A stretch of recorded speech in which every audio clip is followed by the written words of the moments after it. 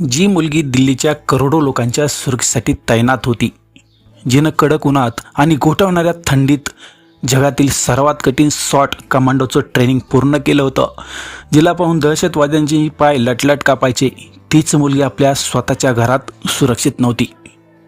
ती फक्त एक कमांडो नव्हती, ते एका आईचं अधुरं राहिलेलं स्वप्न होती. पण एका नराधामाने केवळ पैशांच्या हव्यासापोटी एका गरोदर कमांडोची हत्या केली.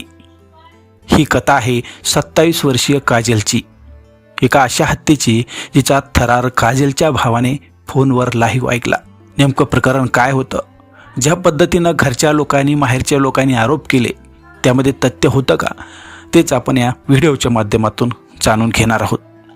हरियाणाच्या गन्नौरमधील एका मध्यमवर्गीय कुटुंबात काजलची आई मीना यांचं एकच स्वप्न होतं, पोलीस अधिकारी होणं.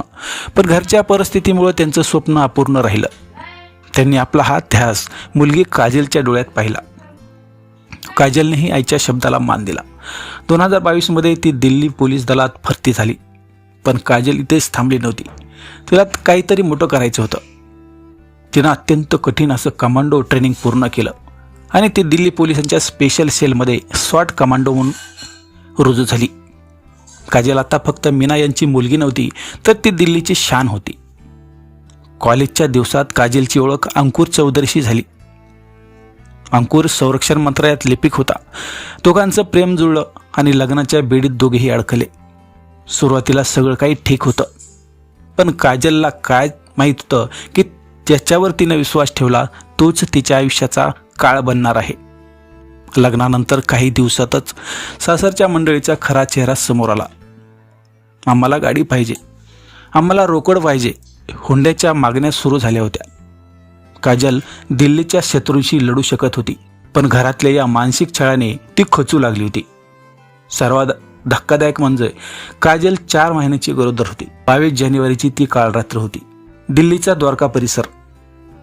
काजल आपल्या घरात होती. रात्री अंकुरसोबत पुन्हा हुंड्यावरून वाद झाला होता.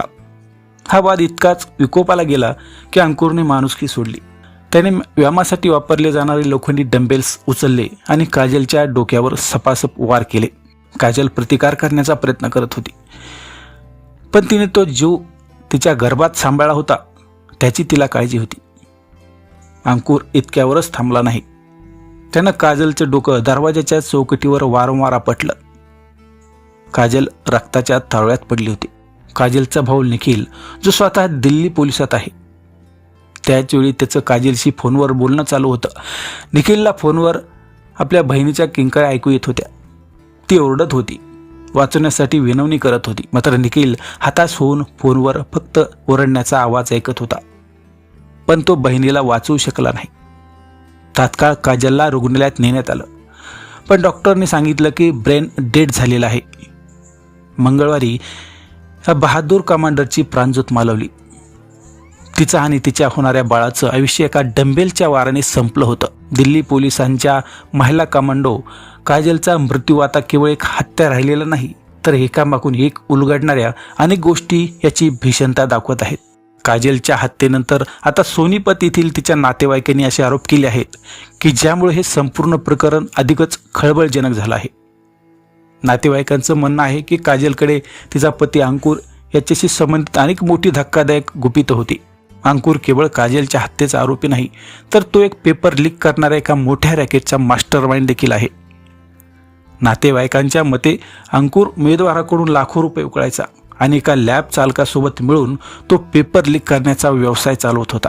या अवैध व्यवसायातून त्याने कोट्यवधी रुपये कमावल्याचा दावा देखील कुटुंबाने केला आहे. आता नातेवाईकांनी दिलेल्या माहितीनुसार 22 जानेवारी रोजी काजलचा तिच्या आई आणि वहिनीशी व्हिडिओ कॉलवर बोलणं झालं होतं. त्यावेळी काजल अतिशय सामान्य स्वरूपात त्यांना बोलत होती. मात्र काही तासातच तिची निर्घृणपणे हत्या करण्यात आली. याची पुसटशी कल्पना देखील कोणाला नव्हती. जिममध्ये वापरल्या जाणाऱ्या डंबेलने ज्या पद्धतीनं काजलला मारलं होतं ते अतिशय भयंकर स्वरूपाचं होतं. मित्रांनो, लक्षात घ्या, दिल्ली पोलिसांनी तात्काळ कारवाई करत अंकुर चौधरीला अटक केली आहे. पण प्रश्न हा उरतो की जर कमांडो महिलेला हुंड्यासाठी स्वतःच्याच घरात जीव गमावा लागत असेल तर सामान्य महिलांचं काय? काजलने आईचं स्वप्न पूर्ण केलं, पण हुंड्याच्या राक्षसाने एका कर्तबगार मुलीचा बळी घेतला. मित्रांनो, ही घटना आपल्याला सांगते की गुन्हेगार बाहेरचा नाही तर घराच्या 4 भिंतीच्या आडही तो असू शकतो. तुम्हाला काय वाटतं? अंकुरला कोणती शिक्षा व्हायला हवी? कमेंट्समध्ये नक्की सांगा. तर नंतर पुन्हा भेटूया. तोपर्यंत जय हिंद.